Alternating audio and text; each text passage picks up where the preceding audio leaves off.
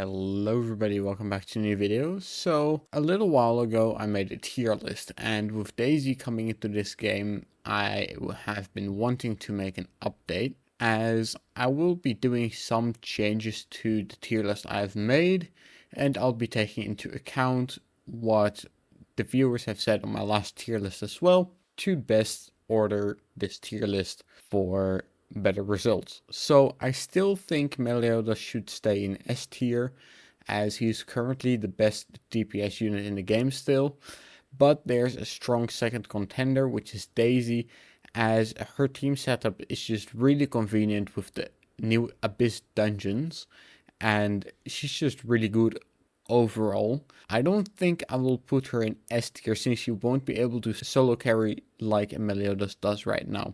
But for now, I will be putting Daisy into upper A tier, as she is quite good as a DPS. She's an excellent support in both specs, and I think she's just generally really useful on these new Abyss dungeons. She can defeat the Abyss dungeons if you have like a pretty good Earth team. If you have Daisy and Diane combined, and maybe a good support like Manny or even Slater, you can still get away with every Abyss dungeon. You can clear every piece of content in the game. So I think she's just extremely good. Like, if you have Daisy, you will be able to clear all the content in the game if you use your SSR selector on Diane. This is also why I will be moving Diane above Jericho. Jericho is still a faster burst character on most content, but Diane being so helpful for sustaining the teams and clearing the Abyss dungeons is too good to leave behind Jericho. For the rest of A tier, I will leave them there, as I still think they're very good in every single piece of content, and you can still use Jericho in Abyss mode dungeons. But it's just better to use Diane right now, as she gives you so much more sustain and makes the fights a lot easier. I will, however, be changing King and Elaine. I will put both of them further up, but I will be putting Elaine in lower A tier, as she provides a good shield, she provides good earth damage, but it only applies to the earth team and is still not really good for Meliodas' team. Right now the meta is earth, and I think she really deserves being in A tier, maybe even above Manny, but it's really not mattering a lot, and I will probably move Slater down below these two, as in the new Abyss dungeons his debuffs do apply, but it's just less convenient to run him there. He's still an extremely good support. I will keep him in A tier, but he's not as versatile as he was anymore. Now for King, I will be putting him in high B tier, because currently he is extremely good for in the Earth team, but only for in the Earth team. And Elaine has some usefulness outside of the Earth team, as do Diane, and Daisy is just a really good support in multiple teams. But the only thing King is good at is the Earth team, and that increases significantly if you get him above P5. And I believe P8 or P9 he will get a huge bonus for your Earth team as well. And he's an excellent pick for your Earth team, but I really cannot put him up to A tier, because he is so niche that he's extremely good, but just too niche to put him in A tier in my opinion. I think all of the characters in B tier and higher are very viable in every piece of content, and I think currently like this we've put up a pretty good tier list to give a general idea of the usefulness of characters.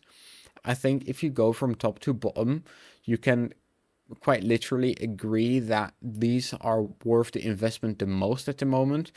You might be arguing Diane is more important than Daisy, which is fine. I get that, as a burst character is extremely nice to have, but it really doesn't change that much, as Daisy will be a good DPS pickup if you do not have Meliodas, and if you get Daisy to P5, you can clear every single piece of content in the game. Not with as much ease as you see on most videos, as most people have built her out incredibly much, and a lot of people, when you see Meliodas clears, have in P10 as well, so you won't be doing Meliodas damage, not even close, but you will be able to clear everything with Daisy. Now I think like this, the tier list is fine, we could move some people around and have a slightly better tier list right here. But I think for the 1.1 update, this is going to be like the order I will want to put things in. I don't think I can afford more characters in A tier to avoid it being flooded, even though some characters sometimes do deserve it if you play them right. There are certain scenarios, certain teams where every character can shine and be close to S tier, and it really depends on how you're using them. So just take everything you see on tier lists with a grain of salt. This is just my opinion of their general usefulness. I think all of these characters are very good, and I've basically ordered them by how niche they are to play.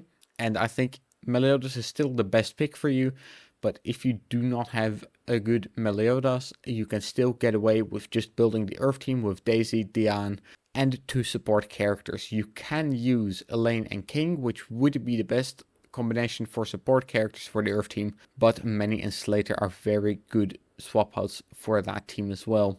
And if you go and build a team around Gila, for example, it will work as well. You can clear the game like that. And of course, Drake is an incredible support as well, and that's why he's in the top of B tier next to King as well.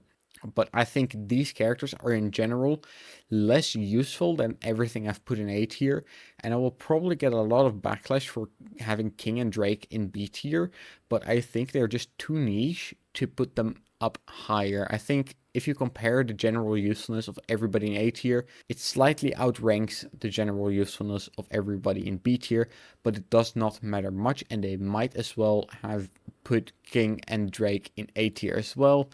And maybe Gila would be like the divider between A and B tier, but I think cutting off at King is a pretty good estimation on where we're at right now in the game.